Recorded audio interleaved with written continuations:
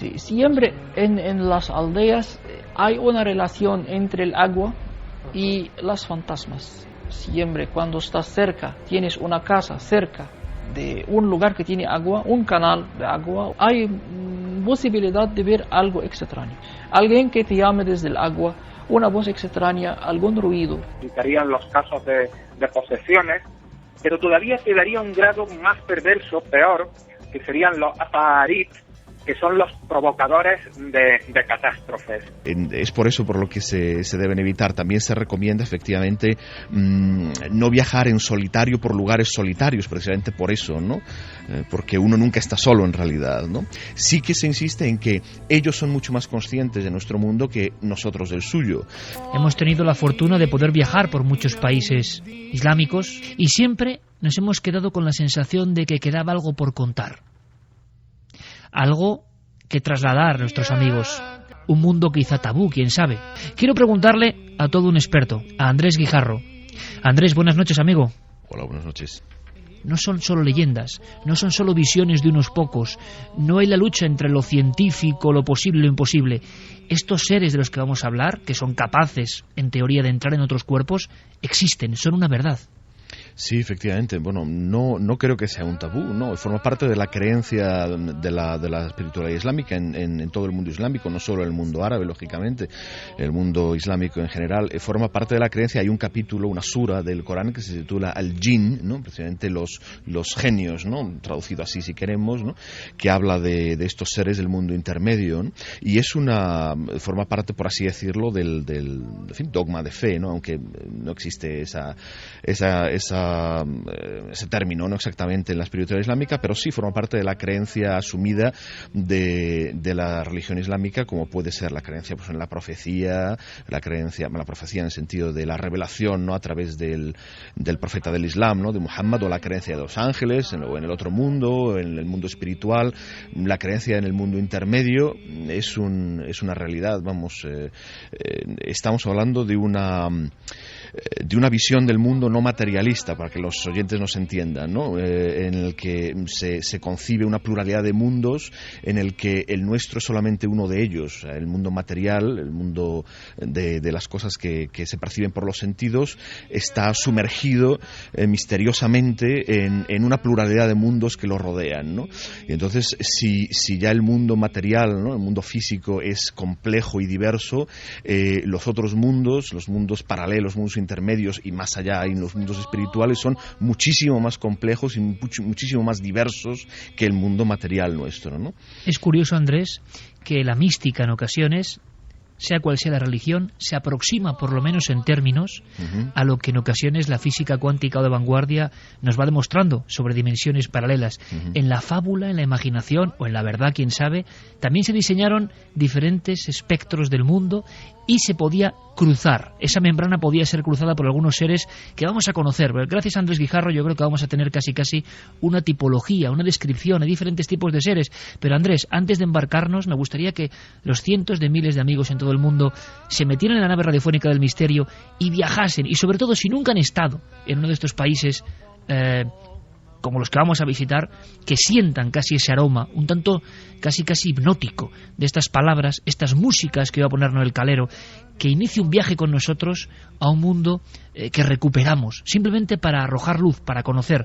Una sola cuestión, si puedes con un sí o un no, Andrés, ¿sigue habiendo posesiones y exorcismos y apariciones de estos seres fantasmagóricos hoy? Por supuesto, continuamente. Nuestra idea, nuestro viaje, planea por diferentes lugares, por diferentes desiertos, los lugares de ruina, por ejemplo, los lugares abandonados, y lo veremos desde el principio de la historia. Al parecer han sido enclaves donde lo irracional, lo extraño, lo místico se presentaba, se manifestaba. Antes de eso, hablando un poco de lo que es esa profesión curiosa, ¿no? El exorcista y el exorcismo. Parece que del Islam nos llegan documentos de algunos países y de otros que, sin ser islámicos, comparten esta religión y esta creencia. Existen rituales. Yo le preguntaba a Andrés Guijarro si se parecía lo que conocemos, lo poco que conocemos o vislumbramos del mundo del exorcismo en nuestra religión, vamos a decirlo así, occidental, en la religión cristiana, por ejemplo, sabemos de una serie de doctrinas, una serie incluso de ritos a practicar, y también sabemos lo que le pasa al supuesto poseído. Tenemos un documento que nos trae nuestro compañero Santiago Camacho. Santi, buenas noches. Buenas noches, Iker. Existen, al parecer, documentos periodísticos, ha habido incluso cadenas de televisión que han registrado momentos, se han filtrado este tipo de documentos que antes eran prácticamente prohibidos, muy sagrados, lo siguen siendo, de exorcismos modernos. Exorcismos modernos y exorcismos prácticamente en todos los países, no ya del ámbito islámico, sino en todos los países incluso donde hay una amplia comunidad islámica. Si te parece, vamos a escuchar un documento sonoro que lo ejemplifica muy bien, porque es un exorcismo islámico, pero esto fue filmado en Londres hace un par de años. Y la verdad es que nos vamos a encontrar con cosas que, de las veces que hemos puesto exorcismos católicos en este programa, pues nos van a sonar mucho, si no las palabras, si no el idioma, nos va a sonar mucho la emoción bastante escalofriante de lo que sale por la garganta de la poseída o de la presunta poseída. Una cosa más, Santi, ¿puedes explicarnos en una viñeta visual para que a través de la voz nos hagamos una idea? ¿Qué es lo que se ve en imagen que acompaña este sonido? Pues mira, estamos en lo que parece un apartamento, ya te digo que es en Londres, pero está decorado con alfombras, una decoración típicamente árabe, y hay un personaje que es el imán, que está con una chica, una joven, poco más que adolescente, ataviada de blanco, que está sujeta de pies y manos por otras mujeres que están allí acompañando en la ceremonia, pero en absoluto silencio. Este hombre empieza a conversar de alguna forma con la chica o con lo que hay dentro de la chica, pero según va reconviniendo, va regañando al ser que la ha poseído, pues la conversación se va tornando cada vez más violenta. Escuchamos y luego nos sacará de dudas o nos aproximará más a la realidad nuestro compañero Andrés Guijarro. Escuchamos este exorcismo moderno en la comunidad árabe, en Londres en este caso. Jangan keluarkan dari badannya. Perhatikan, Jangan keluarkan dari badannya. Perhatikan. Nah. Perhatikan. Nah. Oke, kalau kamu udah memperhatikan, maka akan saya bacakan Al-Quran depan kamu supaya kamu tersisa.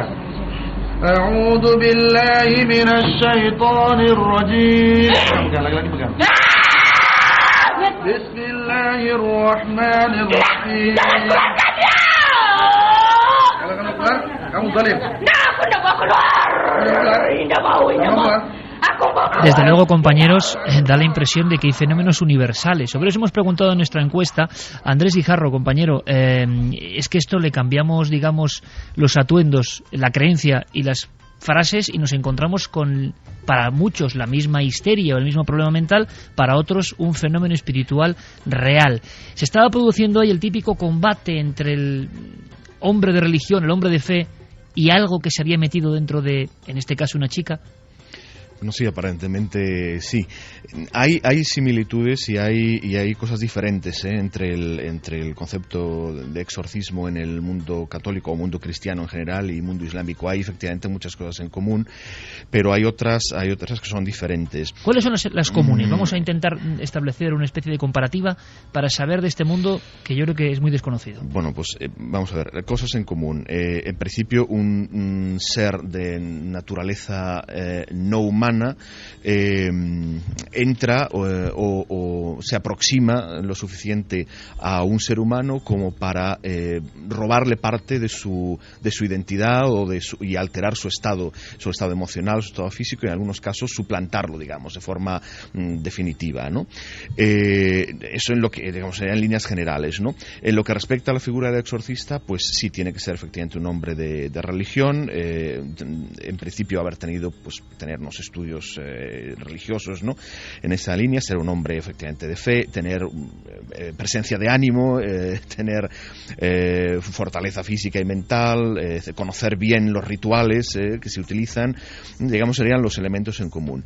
Y ya empezarían ahí las diferencias. El fenómeno de posesión por parte de un jinn, que habría que entender, primero explicar qué significa esto. O sea, en el mundo cristiano, el ser que posee es siempre un demonio o el demonio, es decir, un ser de naturaleza absolutamente malvada, satánica, desviada, y que lo que quiere es matar o destruir o hacer perder la fe de la persona a la que posee y de su entorno.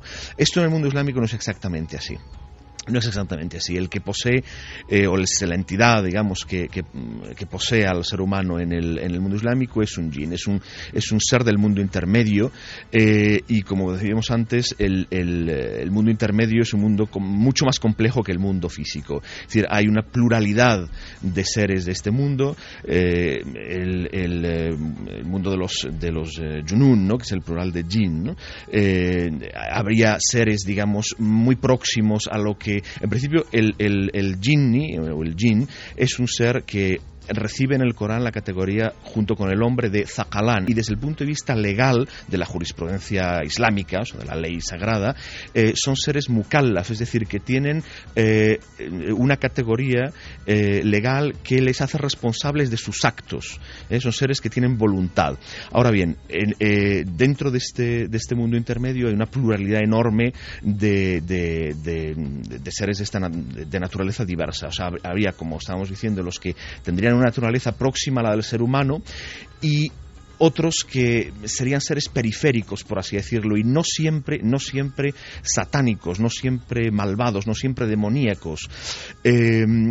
Hay un libro muy interesante publicado, no está publicado en español, está en inglés, publicado hace unos años, sobre la tradición del exorcismo en el Islam, que es el resultado de la divulgación, digamos, la tesis doctoral del autor, en el que se incorporan un montón de entrevistas hechas a exorcistas islámicos de muchos países, y es muy interesante sus testimonios, es muy interesante la visión que ellos dan. Por lo tanto, Andrés, permíteme, porque sí, luego vamos a ir poco a poco sabiendo algo de esos seres. Pero hablando primero de esa función tan extraña y que creíamos algunos casi solo propia de la religión católica. Existe, por tanto, el exorcista, es decir, el hombre de fe, de religión, que se dedica a combatir a los demonios en el Islam. Sí, existe. Sí. Normalmente es un imán, efectivamente, una persona que tiene una función, digamos, religiosa, y que por alguna razón se ha especializado, ¿no?, en algunas personas que aparecen en esas entrevistas, algunos exorcistas que aparecen en esas entrevistas que te comentaba, decían que ellos, por casualidad, muchas veces descubrieron su vocación al ver el efecto que su presencia tenía en estos casos, ¿no? Y en otros casos no hay ningún don especial, digamos, simplemente son personas que conocen el ritual y que tienen presencia de ánimo y fuerza interna y externa suficiente como para llevarlo a cabo durante, a veces, un tiempo muy largo, ¿no? Y como hemos visto, Andrés, se traza una especie de diálogo. Eso sí que ocurre con una curiosa similitud, ¿no? Hay una especie de charla, desde luego nada amigable. Bueno, en el exorcismo católico la tendencia general es a no escuchar al demonio. Es decir, lo que se recomienda es que el ser que posee, la entidad que posee, no se la escuche, porque es por excelencia un mentiroso y induce al engaño, etcétera. En el exorcismo islámico es lo contrario. Es decir, efectivamente se intenta someter a este ser, se intenta hacer que se doblegue a la voluntad del exorcista, lógicamente, que utiliza en el rito el Corán, básicamente es lo que se utiliza, ¿no?, las palabras de poder, ¿no?, que aparecen en el Corán, pero sí que es muy frecuente el entablar un diálogo con la entidad, es decir, se le pregunta cuál es su origen, si es masculina o femenina, cosa fundamental. Si luego quieres ampliaremos este tema, ¿no?, porque es un tema muy importante en el mundo del exorcismo en el Islam, o de los junun, ¿no?, en el Islam.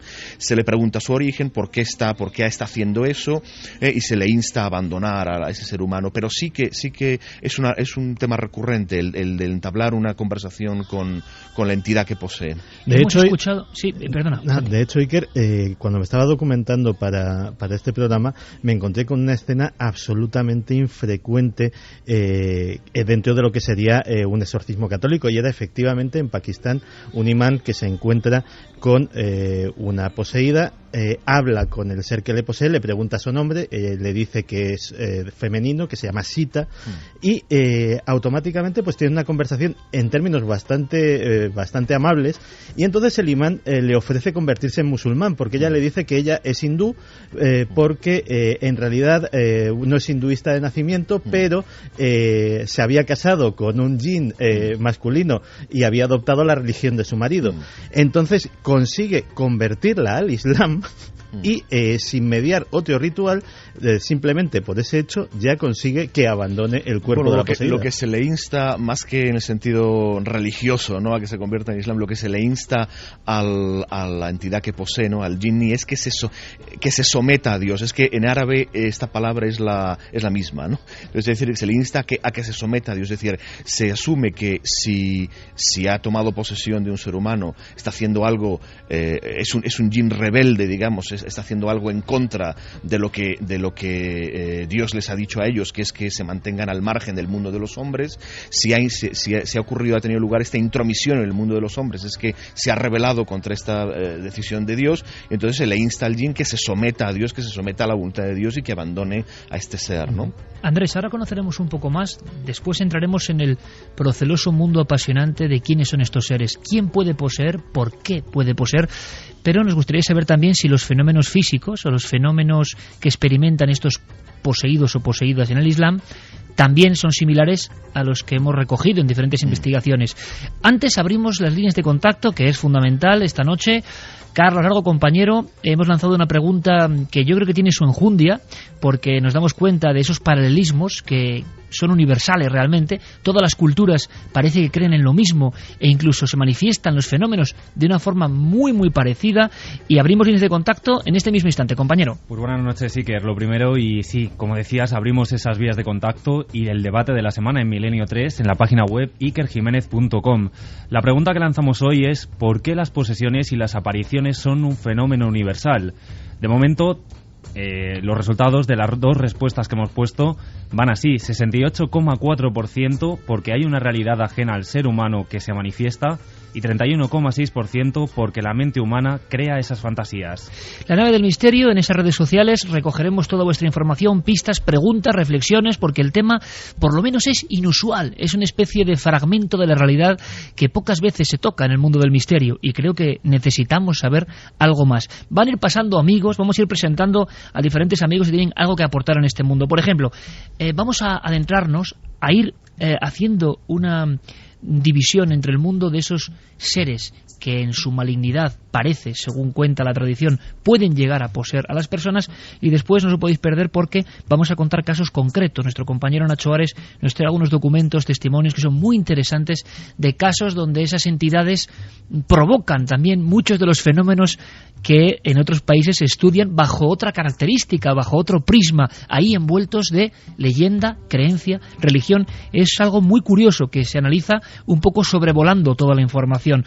Pero quiero que escuchéis a otro experto en el Islam, Carlos Chevalier, que nos hablaba de lo que para él eran los seres, algunos dirían bajo astral, no sé, también hay paralelismo en esto, seres que no llegan a ser humanos, que no son angelicales, seres atrapados en cierta densidad, pero que pueden visitar nuestro mundo. Es increíble, amigos, y a mí lo que me interesa, cómo todas las religiones han creído en estos intercesores, en ocasiones malignos, con nombres complejos. Menos mal que tenemos a Andrés Guijarro para hacer de guía, pero escuchamos a Carlos Chevalier, que nos hablaba quizá de esos yenum, esos seres, esos jinn, que pueden hacernos daño.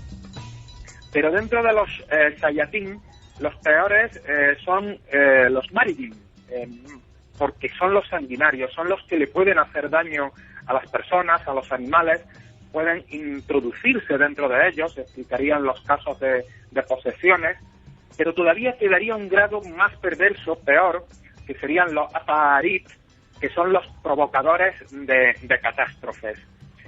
Todos estos sayatín por lo general están en lugares desérticos, en el mismo desierto, en las montañas, en ruinas abandonadas, y aprovechan, según la tradición islámica, la presencia de personas descarriadas, no solo físicamente, sino sobre todo moralmente. Arenas, ruinas, lugares desolados, vamos a visitarlos. Andrés, parece otra de las características, entornos propicios. Esto siempre me ha parecido muy interesante, porque arqueología y misterio, por muchísimos motivos, y nuestra audiencia lo sabe, han estado siempre como engarzadas, ¿no? En muchos lugares, en nuestra propia tierra, incluso en España, donde ha habido yacimientos arqueológicos, se van superponiendo como si fueran sustratos, precisamente de un yacimiento, de una cata arqueológica, otro tipo de sucesos y leyendas. En el mundo islámico parece que pasa lo mismo, y me gustaría mucho esta primera radiografía.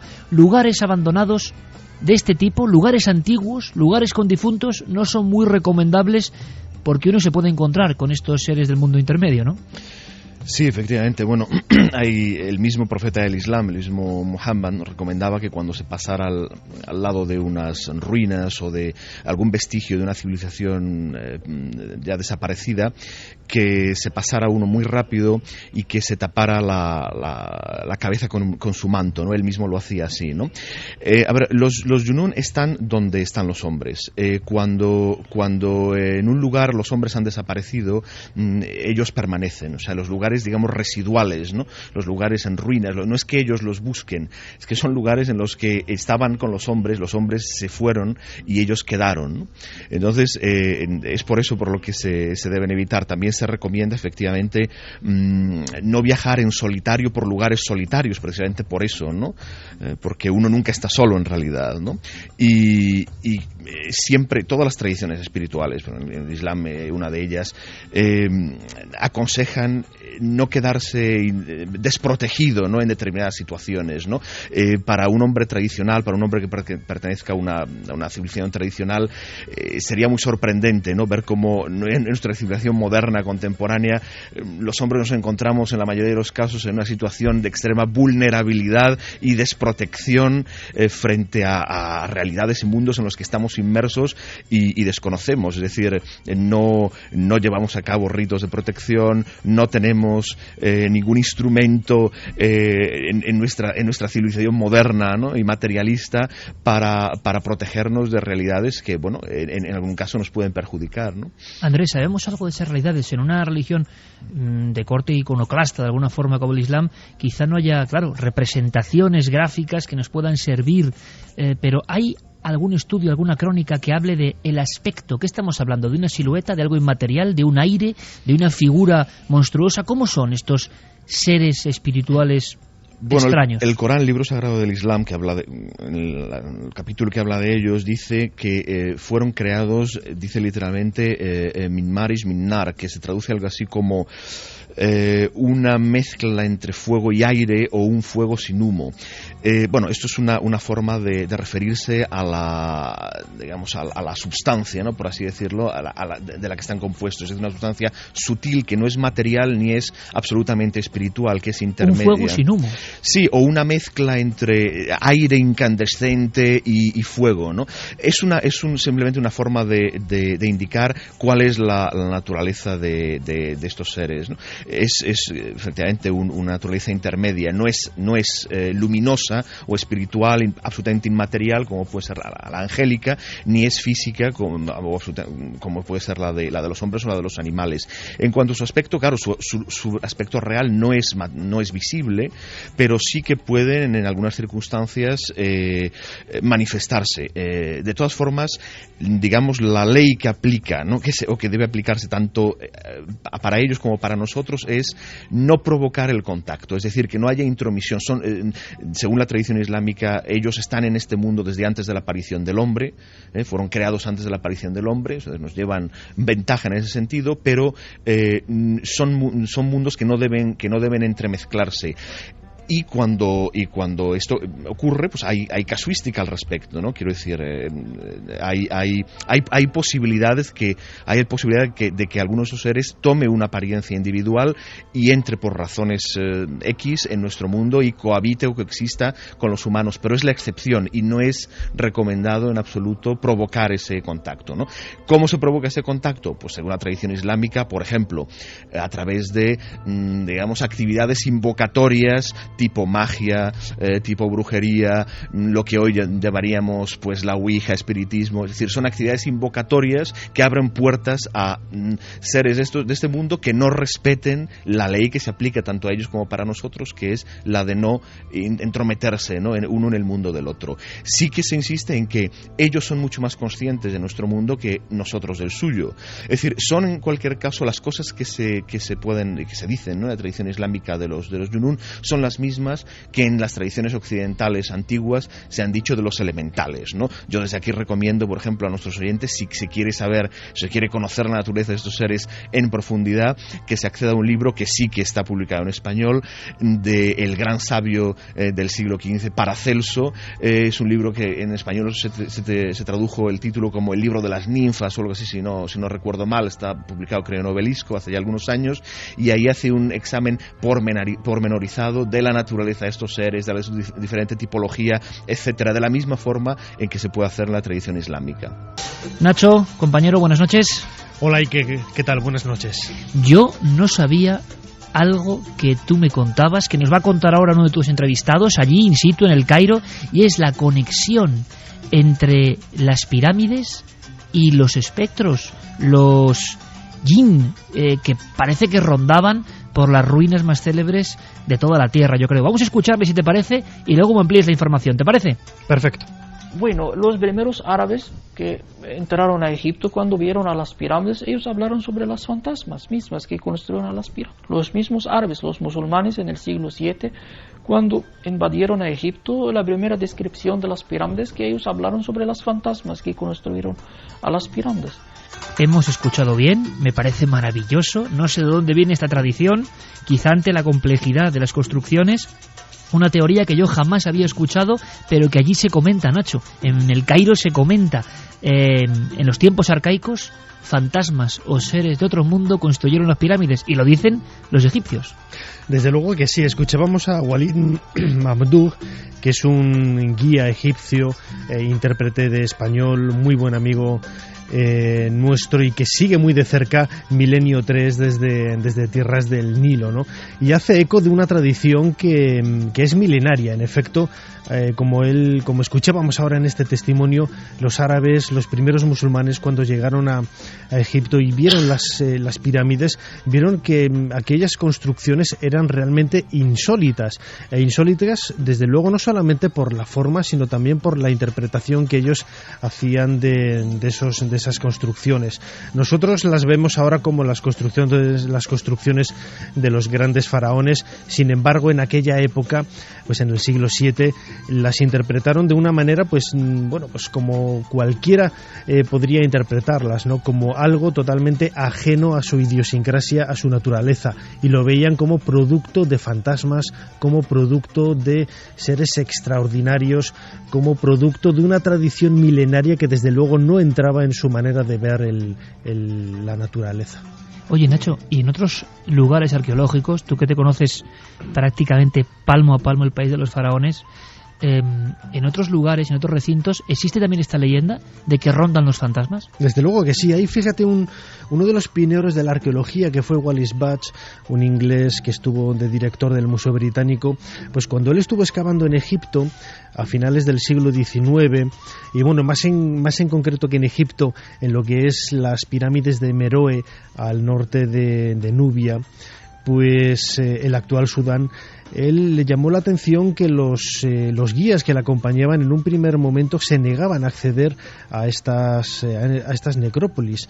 Ellos siempre habían sido bastante recelosos de ir a estos lugares. Y fíjate, Iker, que él lo que cuenta en sus diarios de trabajo, lo que cuenta Wallis Budge, es que él tuvo que acercarse en primer momento en solitario, porque cuando los dos guías que iban junto con él para ir a ver estas pirámides, le dijeron: no, maestro, nosotros nos quedamos en este lugar, y si quieres ir tú, adéntrate tú mismo a este lugar tenebroso e insólito, y nosotros te esperamos aquí.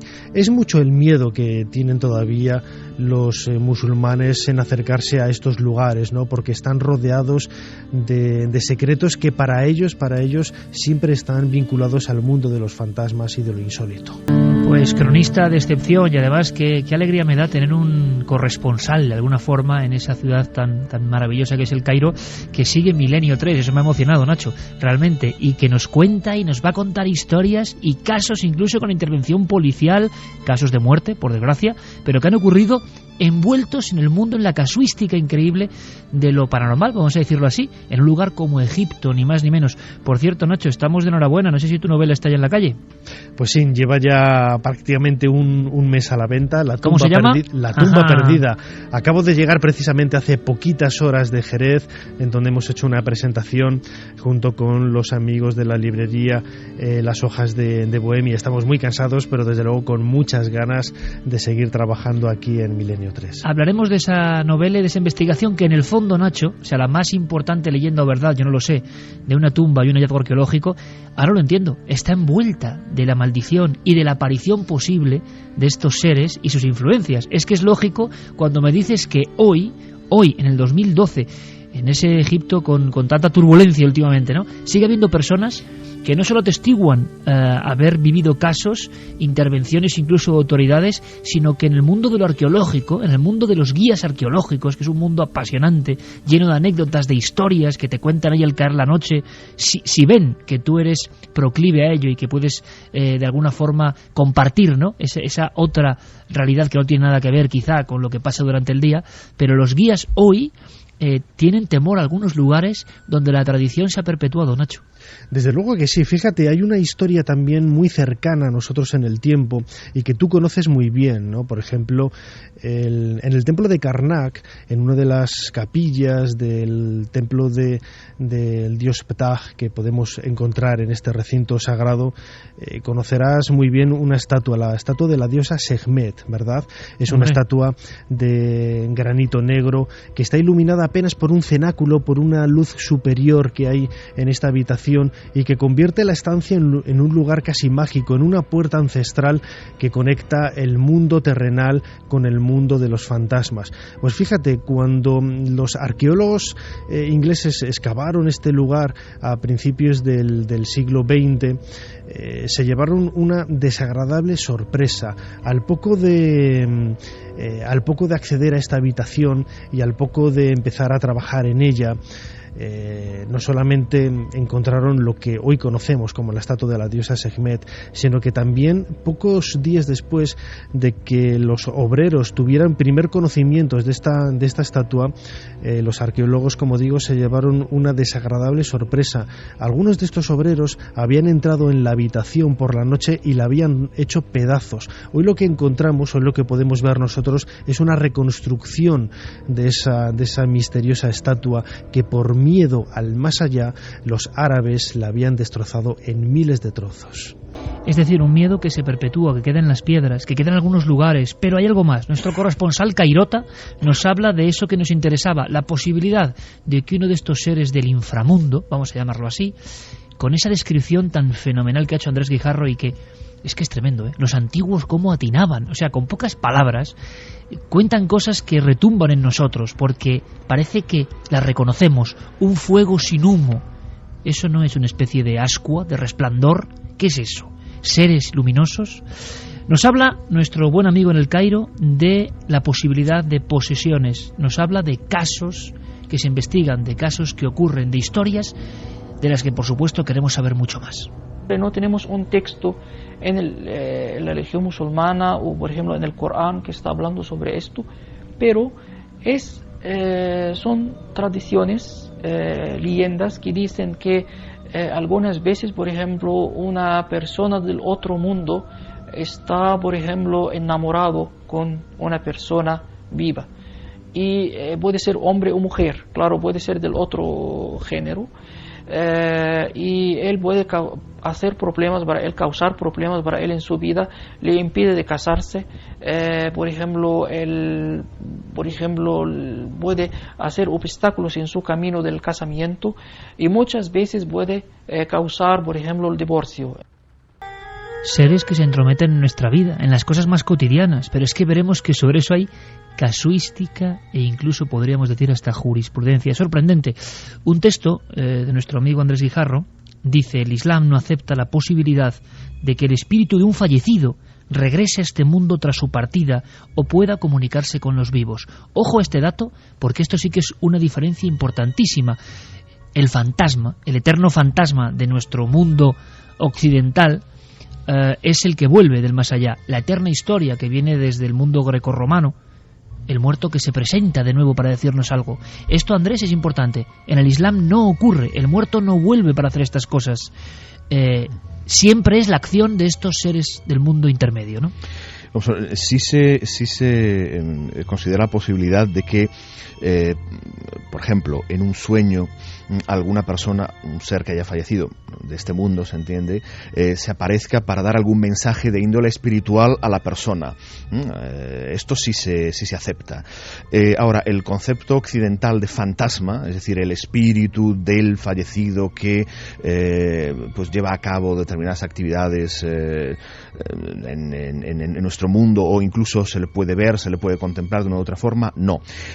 La tradición islámica no niega la fenomenología en absoluto, lo que le da es otra interpretación.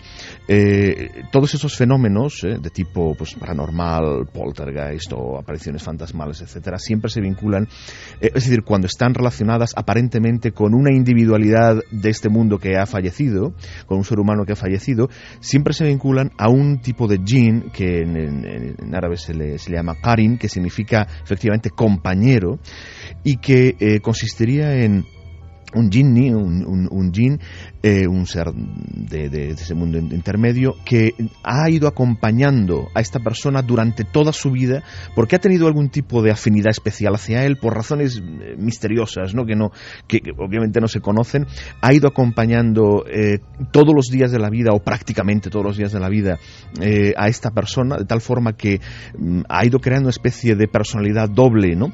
De forma que si este qarin no es bueno, digamos, es de naturaleza negativa, cuando la persona, el ser humano, ha fallecido y según la tradición islámica pues su esencia espiritual ya está en el mundo espiritual y no va a volver de ahí, no va a comunicarse con los seres humanos, si durante algún tiempo este qarin, jinn gemelo, digamos, de este ser humano al que ha estado agregado, digamos, toda su vida, sí que puede fingir o hacer ver a las personas que todavía siguen aquí, a familiares, amigos, etcétera, o seguir apegado, digamos, a la realidad física, doméstica, etcétera, que era de la persona que ha fallecido, y manifestarse de alguna otra forma, incluso a veces de forma voluntaria, imitando la personalidad del ser fallecido para engañar, para, en fin, perturbar, para molestar o para aterrorizar, incluso si decimos si este qarin es de naturaleza negativa, ¿no? O sea, el qarin sería un poco un clon del más allá, de alguna forma, ¿no? Sí, un calco, una sombra. Sí, efectivamente. Este es un mundo muy complejo. Vamos a ver, el mundo de los seres del mundo intermedio son seres de naturaleza psíquica, por entendernos. Entonces, muchas veces resulta muy difícil saber dónde termina el ser humano y dónde empieza el jinn, o dónde empieza el jinn y dónde termina el ser humano. Algunos sabios del Islam han dicho que de los elementos que componen al ser humano, de todos los elementos que componen al ser humano, materiales, psíquicos, sutiles, energéticos, espirituales, el ser humano es un agregado de todos esos elementos. El ser humano tiene un grado muy alto de naturaleza jinn. De naturaleza jinn, es decir, de alguna forma un elemento de nuestra naturaleza comparte esa misma naturaleza de estos seres del mundo intermedio, ¿no? Vamos a hacer una cosa. Otra oración que hace de talismán. No es un versículo. Sí, son todos los ritos del exorcismo que pueden tener pequeñas diferencias entre exorcista y exorcista, se basan fundamentalmente en la utilización de determinados versículos del Corán. Andrés, cuéntanos, ¿esto qué es? ¿Qué estamos escuchando?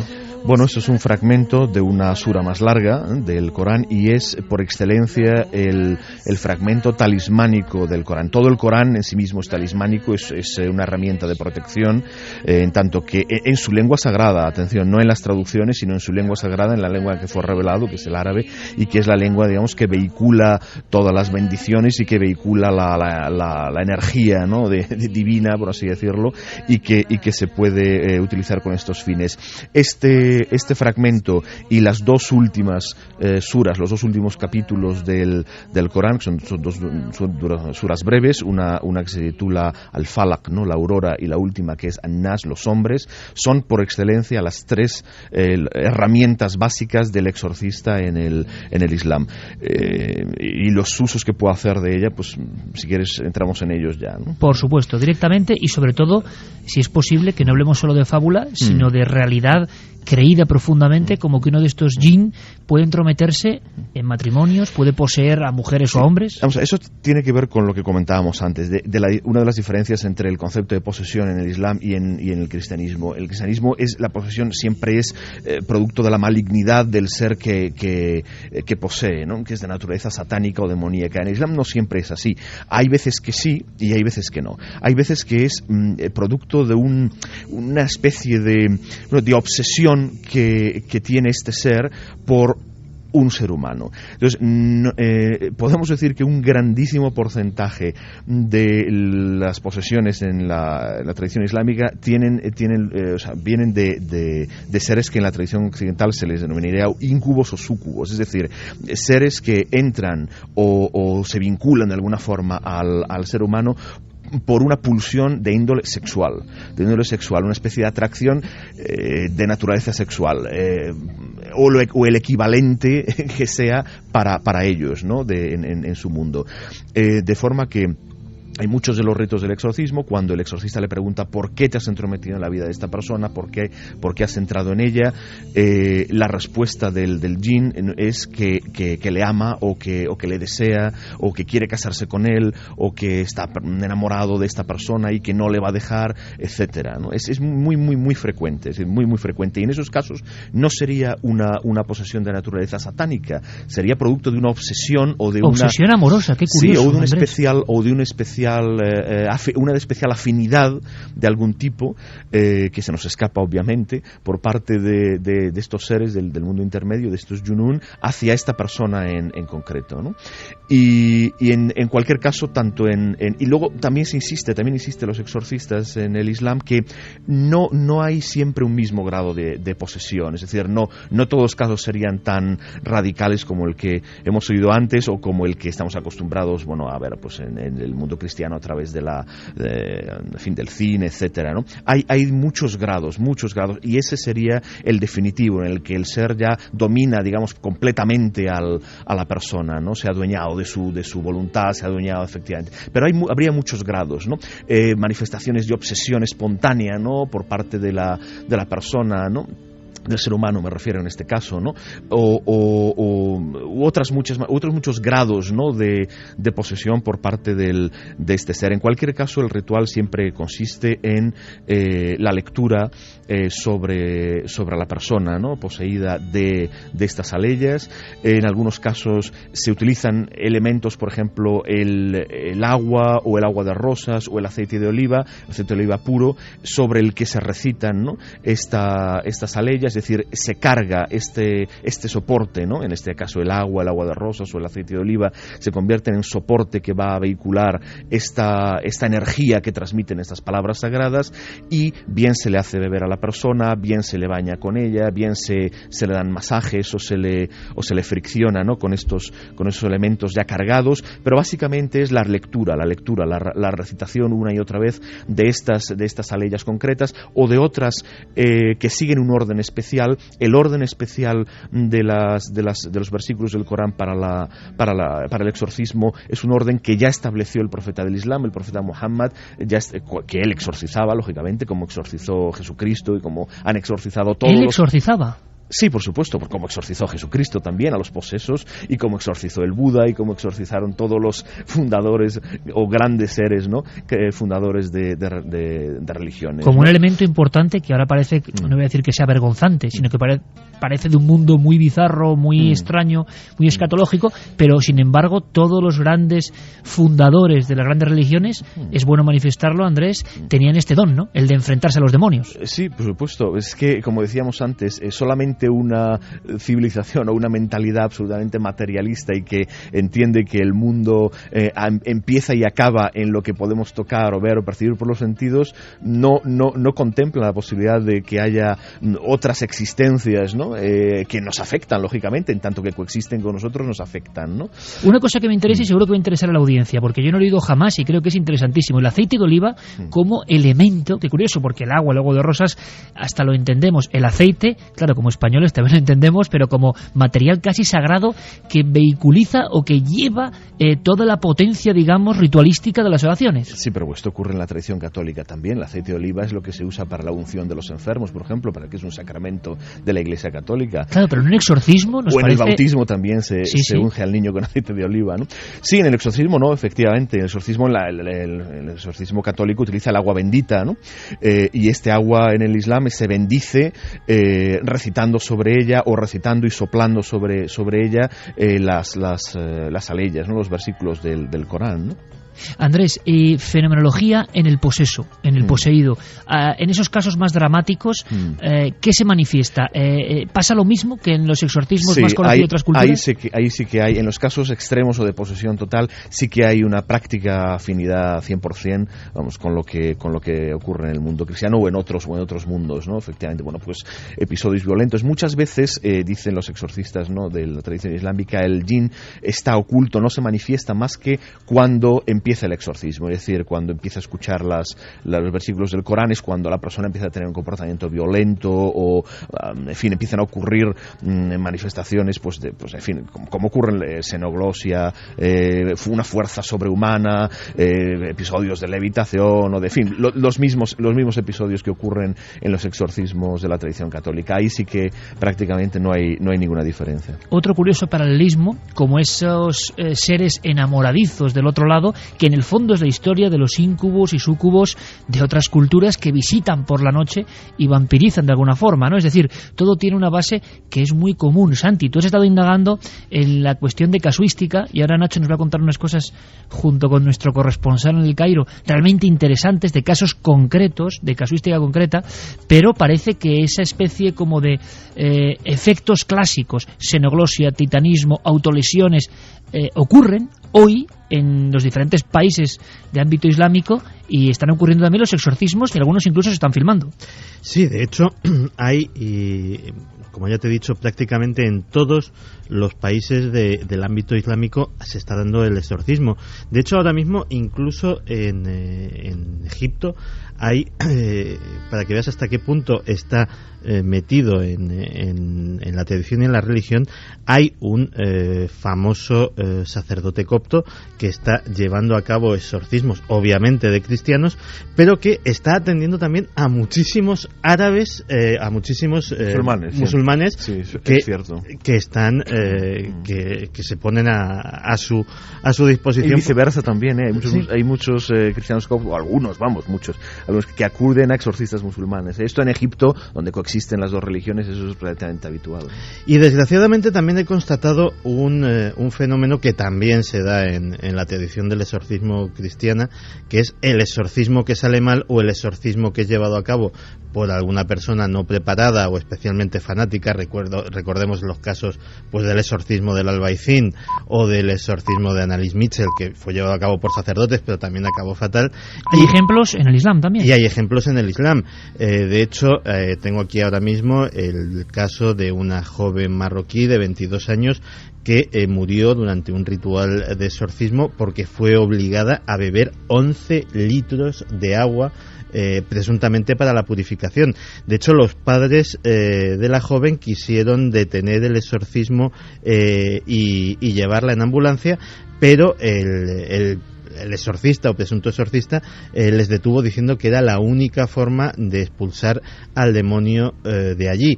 También me he encontrado los típicos, encajaría más con lo del exorcismo del Albaicín, personas que no tienen ninguna cualificación, que directamente se meten por fanatismo o por, llamémosle entre comillas, buena voluntad a una tarea de estas. Y en Kuala Lumpur el año pasado se dio un caso atroz en que un joven,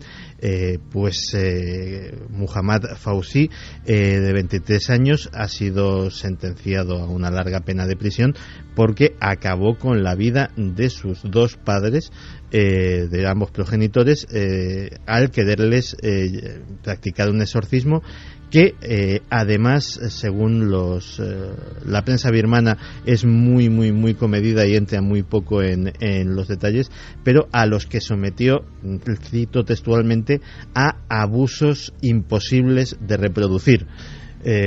Lo cual da mucho lugar para la imaginación. Pero efectivamente, o sea, igual que ha habido en el ámbito cristiano, pues exorcismos que han acabado mal, pues también evidentemente los hay en el mundo musulmán. Es curioso porque estamos aprendiendo una vez más, y ahora escucharemos vuestras reflexiones, opiniones, preguntas, para pasar luego a la casuística que está pasando hoy, que está ocurriendo hoy, casos recientes que me parecen muy interesantes y de los que yo jamás había oído hablar, pero es cierto que nada parece casual. La lucha entre la luz, la sombra, el bien y el mal, en todas las religiones del tiempo más arcaico, parece que tienen los mismos patrones, y eso ya en sí es una gran pregunta. No todo es quizá azar o las cosas se inventan por pura fantasía. Sobre eso iba un poco la encuesta. Da la sensación de que hay unos bloques, unos cimientos. Da igual la religión, da igual el pensamiento hacia dónde derive después. Parece que hay unas bases que nos cuentan la misma historia. Una sin duda estremecedora y fantástica historia. Seguimos viajando. Carlos Largo, hacemos caso, ponemos por supuesto micrófono a nuestra audiencia. Vamos a repasar la encuesta de la semana en Milenio 3 en la página web ikerjimenez.com. ¿Por qué las posesiones y las apariciones son un fenómeno universal? Ahora mismo, un 67,7% opina porque hay una realidad ajena al ser humano que se manifiesta, y el 32,3% de nuestros oyentes opina porque la mente humana crea esas fantasías. Reflexiones, pensamientos al aire, a las ondas, nunca mejor dicho, de nuestros oyentes. Juan Antonio Ortiz Sánchez nos comentaba: esta práctica era común en las sociedades antiguas y tenía su origen en la magia. En la antigua Babilonia o Irak, los sacerdotes rompían una imagen de arcilla o de cera que simbolizaba al diablo, con el fin de destruir al demonio real. Los griegos y los egipcios realizaban ritos similares. Muchas religiones siguen hoy practicando el exorcismo en todo el mundo. Qué interesante mensaje, por cierto, y qué bien documentado. Nacho también nos decía: impresionante el exorcismo, sin entender el idioma se veía esa lucha, esa confrontación y el grito desgarrador. Gran tema el de hoy. Diego Brito Álvarez, la primera, nos se refiere a la respuesta de la encuesta, a la de que es una realidad ajena al ser humano. Él opina que independientemente de la ideología, esas fuerzas oscuras son propias del mundo, incluso diría del universo. Varían las creencias y los ritos, pero lo que no varía es el fin y la fe. Celia Marcuentas nos preguntaba que qué opinamos sobre que el Islam podría ser la religión del diablo de los cristianos. ¿Podría ser un indicador de la persecución de cristianos en muchos lugares del mundo? Bueno, es un tema interesante del que hablaremos y del que se está investigando, y prepararemos un dossier que creo que va a sorprender en un futuro. Silian también nos comentaba: las posesiones y las apariciones son un fenómeno universal porque el mal no entiende de razas ni culturas. Las posesiones se producen en personas que le tienen tanto miedo al mal que creen que está dentro de ellos. Juan Miguel, por ejemplo, decía: ¿hay también casas encantadas en el mundo árabe? Ah, qué buena pregunta. Pues mira, Carlos, vamos a hacer una cosa. Vamos a escuchar a el buen amigo de Nacho Ares, nuestro oyente y corresponsal en el Cairo. Vamos a dejar que nos cuente algo y ahora Nacho ahonda y da más datos, porque las manifestaciones de estos seres se parecen tanto a la casuística que otros llamarían paranormal. Es decir, yo planteo esto: ante los mismos fenómenos, el matiz cultural, el matiz tecnológico, el matiz de la persona concreta que los interpreta es quien da el nombre, quien bautiza. Fenómeno de poltergeist. Y luego, si ocurre, por ejemplo, en una barriada del Cairo hace unos años, es un jinn, ¿no?, que está actuando. Pero en el fondo, lo que se está observando parece muy similar. Escuchad, por favor, con muchísima atención. Era una viuda que vivía con su hijo en una casa, escuchaba un sonido extraño que la invitaba para hacer relaciones sexuales. Y es una fantasma. Ella llamó a la policía y informó a ellos pero claro, era una cosa ridícula para ellos. Bueno, esta voz la dijo que él va a visitar a su casa a las 5 de la tarde. Si ella no se casa con él va a matar a su hijo.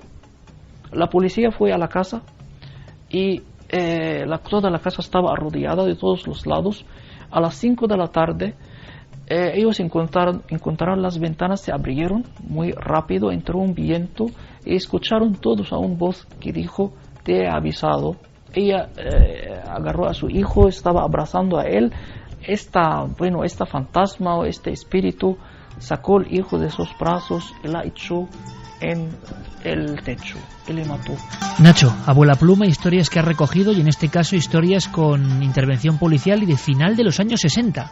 Apareció publicado como testimonio de una de las informaciones recogidas por las investigaciones de Said Ismail, un periodista egipcio que suele publicar temas de este sentido, ¿no?, en el periódico Al-Akhbar, ¿no?, en las noticias.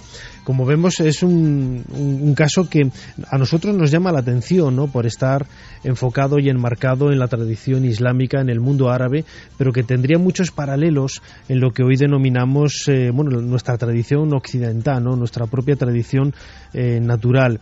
Y sin embargo vemos que tanto en un entorno como en el otro los ámbitos, los problemas siempre son muy parecidos, ¿no? Y aparecen voces, aparece un increscendo y el tema sexual por en medio también, otra vez. Efectivamente, antes lo comentaba Andrés Guijarro, el tema sobre todo, como bien comentabas ahora, de la fenomenología extraña, y sobre todo con esos pequeños matices, esos flecos vinculados al mundo de la sexualidad de los jinns, pues nos resulta bastante curioso, ¿no? Y tiene una serie de salientes que todavía no tienen explicación. Es curioso, Nacho, luego me comentarás, porque hay periodistas, algunos curiosos en cuanto a su proceder, porque informa de este tipo de sucesos envueltos de leyenda, envueltos en ocasiones de datos, y bueno, sus publicaciones no dejan de ser un material sumamente interesante, como esto que nos cuenta ahora Carlos Chevalier, y es las oraciones tradicionales, no las que emplea el exorcista, sino las oraciones, vamos a decir, para salir al paso, o casi las frases que se comentan, se dicen, esto imagino que es tradición puramente popular, entre quienes creen que estos jinns pueden aparecerse en cualquier momento. La más efectiva dicen que es pronunciar la frase en el nombre de Dios en árabe, Bismillah. Suena fortísimo, repetida y enérgicamente. Sin embargo, los sufíes de Al-Ándalus tenían por costumbre algo todavía mucho más corto, que era pronunciar el pronombre sagrado, él, en árabe. Él, en árabe, referido a Dios, se dice Hua, pronunciado no como H aspirada, sino con lo más profundo de la garganta, cerca del esternón.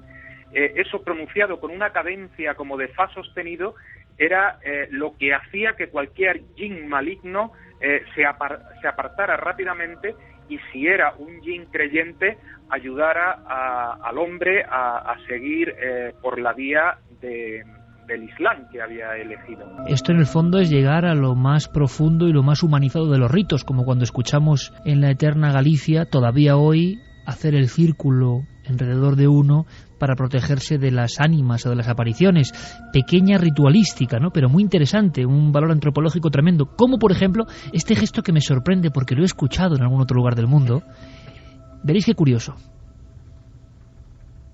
Hay algunas costumbres, por ejemplo, extrañas que hacen, por ejemplo, en la boda, en las zonas, por ejemplo, populares, que, por ejemplo, el novio o el marido pone su ropa al contrario, al revés.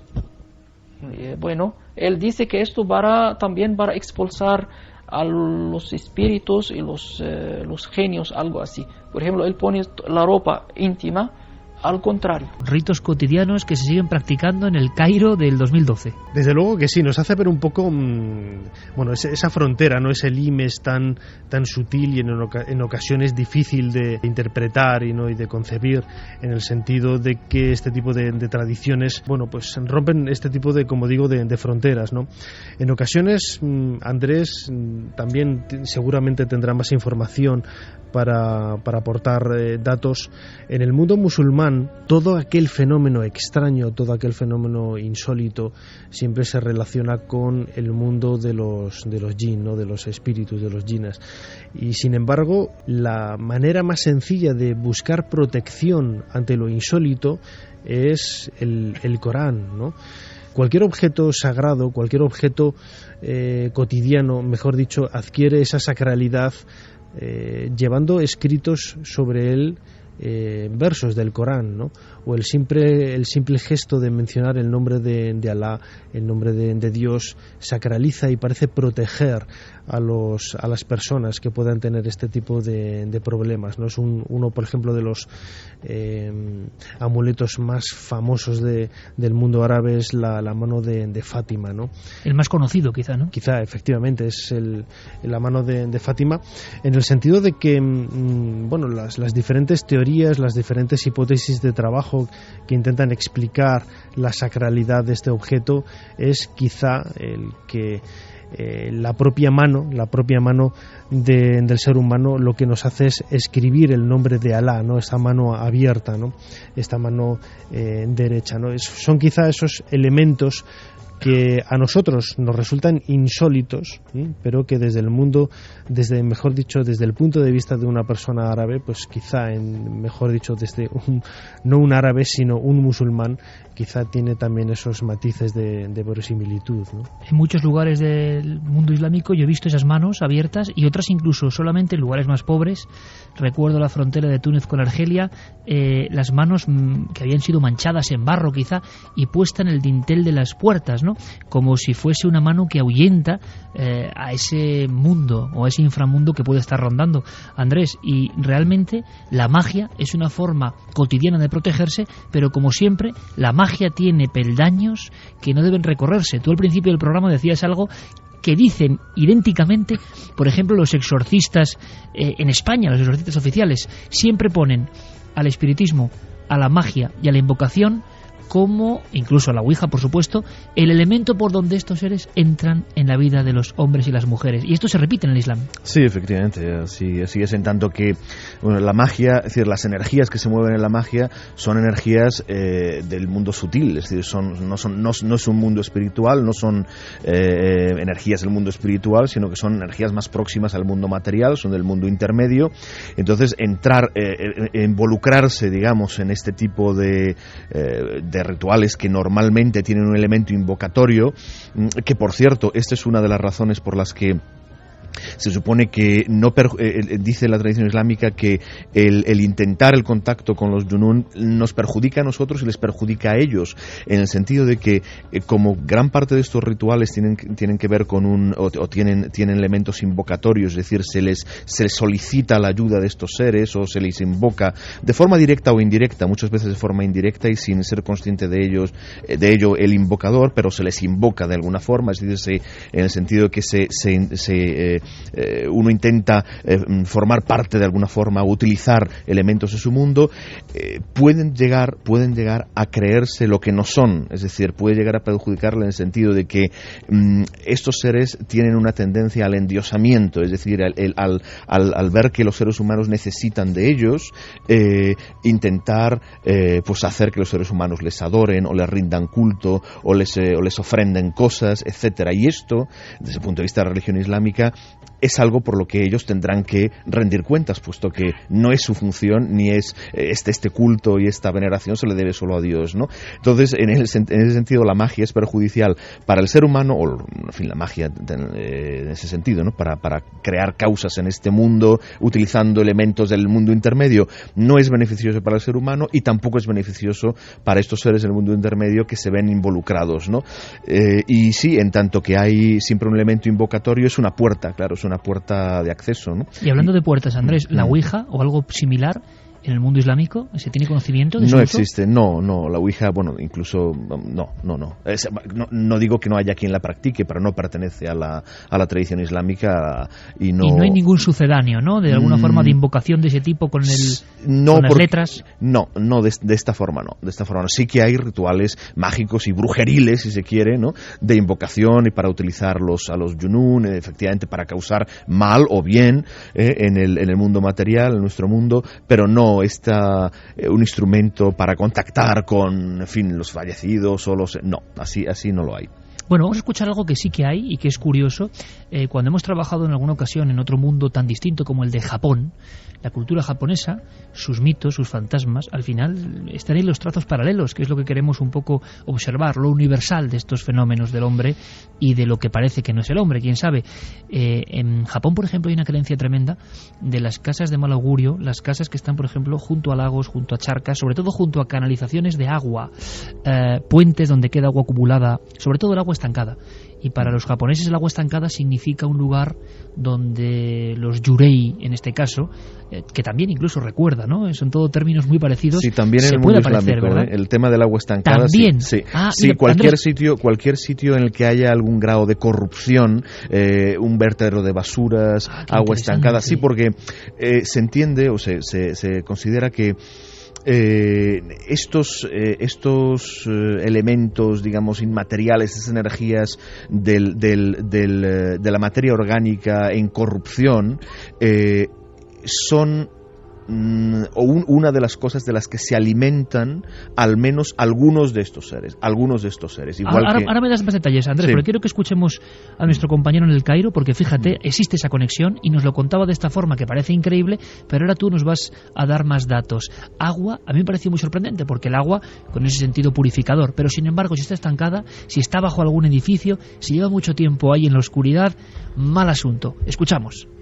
Además de las historias de la voz que pueden escuchar del agua, que por ejemplo se arrojaban mujeres en la agua y por ejemplo puede ser una mujer se suicida, por ejemplo un hombre se suicida y después de a lo largo de muchos años se podía escuchar una voz que le llama desde el agua. Esto pasaba muchas veces en las aldeas. Sí, siempre en las aldeas hay una relación entre el agua y las fantasmas. Siempre cuando estás cerca, tienes una casa cerca de un lugar que tiene agua, un canal de agua, hay posibilidad de ver algo extraño. Alguien que te llame desde el agua, una voz extraña, algún ruido. Alguien que te llame desde el agua. Qué curioso paralelismo ha surgido aquí, Andrés, ¿verdad?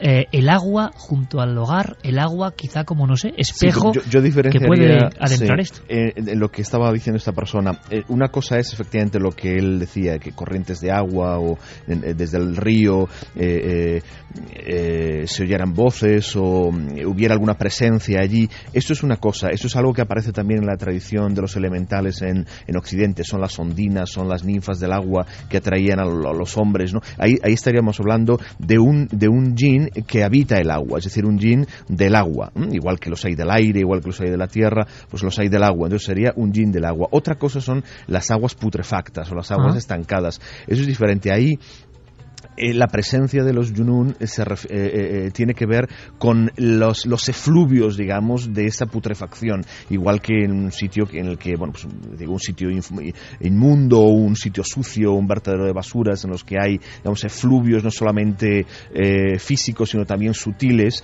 Estos son los que atraen, ¿no? Estos, y normalmente, claro, se dice efectivamente los Junun que habitan estos lugares, los Junun que se alimentan de la putrefacción o de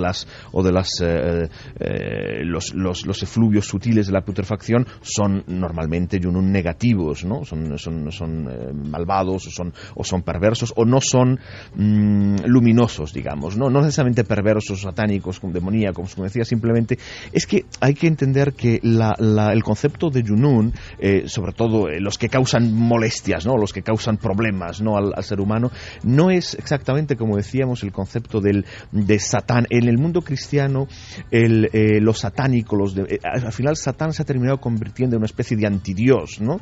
De un ser poderosísimo, un ser que en el mundo islámico el mundo de los junún o la influencia de los junún negativos se puede considerar más como una infección, es decir, es un fenómeno de infección que puede ser más grave o puede ser menos grave. Entonces, si es menos grave, si es un fenómeno de infección, digamos, leve, bueno, pues es fácilmente, con todas esas herramientas que da la misma tradición islámica, la fuerza de los versículos del Corán, etcétera, pues se atenúa. ¿Qué es una infección más grave? Bueno, pues es el mismo medicamento, pero en dosis más altas, ¿no? Entonces no tiene ese componente, no tiene, incluso los mismos exorcismos, si se ven, y algunos grabados, en fin, y filmados, no tienen ese componente tan solemne como tiene el exorcismo católico. Es una cosa mucho más cotidiana. Es muy interesante esas entrevistas que aparecían en este libro que comentaba al principio de los exorcistas, como con la naturalidad, claro, es algo a lo que ellos se enfrentan todos los días, ¿no? La naturalidad con la que hablaban de los diversos grados de posesión, de cómo afrontaban ellos el ritual, en fin, de forma muchísimo más cotidiana, muchísimo más natural que no el exorcismo como lo entendemos y que nos viene a la cabeza pues cuando mencionamos la palabra exorcismo. Nos aparece el padre Carras inmediatamente, claro, y la película, ¿no? Con toda esa parafernalia y todo eso. Pero no, quizá, Andrés, es mucho más porque se cree realmente en ello, porque da la sensación de que en muchas ocasiones incluso hay cierta lejanía, incluso de los propios exorcistas, y hemos hablado en alguna ocasión con ellos, bueno, cierta lejanía del fenómeno. Quizá en el mundo islámico esa creencia es mucho más verdad, ¿no? Yo creo que quizá por eso que te comentaba, por el concepto de lo demoníaco paranormal, ¿no? En el cristianismo es algo que está lejos y se teme mucho porque se le da una entidad que no se le da en el mundo islámico. En el mundo islámico, efectivamente, estos junún, esos seres del mundo intermedio, algunos pueden ser satánicos, algunos pueden ser demoníacos, pero la mayoría son, es decir, cuando se entrometen, digamos, o cuando molestan o perjudican al ser humano, es bien por estos casos de obsesión de naturaleza extraña sexual, bien por ignorancia muchas veces, ¿no? Ellos mismos lo dicen, los exorcistas lo dicen cuando interrogan a estos junún, muchas veces son ignorantes, son seres casi de una naturaleza casi animal. Es decir, decíamos que el mundo intermedio es mucho más complejo y la variedad, ¿no? de mundos y en la tradición islámica tradicional, incluso cuando se habla de los junún, se habla de tribus, de naciones, de jerarquías, con una gran variedad, con una gran es un mundo muy complejo, ¿no? Resulta un poco escalofriante, Andrés, porque es un poco también el retrato de las razas del inframundo, ¿no? Vamos a hacer una cosa, por lógica, no podemos dejar nuestro país, España, a un lado, con toda la tradición. Lugares como Granada, por ejemplo, están repletos de historias, pero historias que, como en un bucle curioso, como si estos seres, sea lo que sean, no supiesen de nuestro tiempo, nuestro espacio, nuestras convenciones, siguiesen apareciendo. Y fijaos, casi como colofón a este planeo por este mundo del que no se habla habitualmente. Una sorpresa grande me la dio un juez, ni más ni menos, y un abogado del Estado, un hombre importantísimo y además gran cronista en Granada, César Girón. Le pido a nuestro compañero Noel Calero que localice el documento de César Girón, porque en siglo XXI hubo varias observaciones, claro, en el entorno próximo a la Alhambra, en entornos próximos con una historia muy bien definida y que conecta con todo esto que estamos hablando, y se hablaba de la figura de un niño vestido al modo árabe. Pero claro, hablamos de un caso que fue investigado, que hubo juicios e investigaciones por parte del Tribunal de Menores, que hubo una serie de historias extrañísimas, puro expediente X, pero las apariciones ocurrían en zona de ruinas. Y además, como si fuese final y colofón de todo esto que hemos contado, parece una de esas historias de amor, quién sabe, pero claro, con documentos judiciales, con actas. Es una historia sorprendente que quiero que escuchéis en boca del propio investigador, del propio juez, César Girón. Es un suceso muy reciente de una niña que decía tener la visión de un niño moro que la perseguía, que se asomaba a la ventana del dormitorio en que dormía, que la despertaba por la noche, que se reía a su lado, que le tiraba del pelo, bueno, en definitiva, que estaba junto a ella casi incesantemente y que además la molestaba. Y es un supuesto muy reciente, tan reciente como de principios de este siglo, del año 2002. Tanto que dio lugar a que esta niña fuese tratada por un equipo interdisciplinar, por médicos, psicólogos, pedagogos, y en principio se llegó a la única conclusión de que se trataba de una una niña que estaba enferma, que presentaba una modalidad de neurosis. Ahora, lo realmente sorprendente es que la niña, que estaba en una institución del barrio del Albaicín, fue trasladada a otro lugar fuera de la provincia de Granada y solo con eso dejó de referir esta circunstancia.